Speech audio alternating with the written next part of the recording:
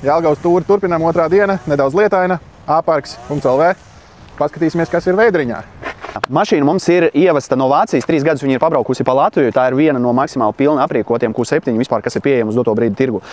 Šeit ir pilnīgi viss, ko tu vari iedomāties, sākot ar softklausiņiem, tāpat ar bagažnieku atvēršanu ar kājas palīdzību.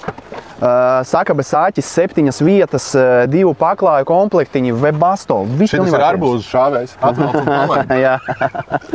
Jā, un klients, kurš bija pirmais saimnieks Latvijā, viņam bija tas obligāti, lai automašīnai būtu 7 vietas.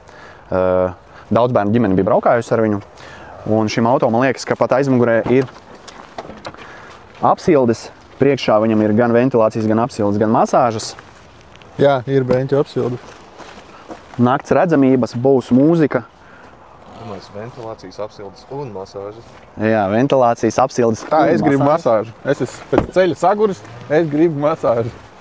Man patīk šitais te koks, viņš izskatās tā kā apdara kaut kādā jahtā. Tā, no, kur es varu papriecāties, tā masāža. Nebļauj uz manīm. Tā, vai ka vēl kaut kas jāparegulē. Inčīgi. Tu biji kādreiz sēdējis masāžas beņķos? Nu, ne mašīnā. Tajos lielveikala beņķos. Viņi sajūt, ka maz ķīnietīti vai japānieti būtu tev aizmugurē un uz tevīm kāpt ar saviem celīšiem. Jā, kas tam līdzīgs ir īstenībā. Dienu arī šeit noslēdzam, paliekam beņķos. Viņš ir riktīgi tā stilīgi, kā tādam riktīgam, es teiktu, vecajam kaut kādam Audi 100 vai 200. Kaut kas tāds līdzīgs bija, ka viņiem tais arī bija šitie sāniem.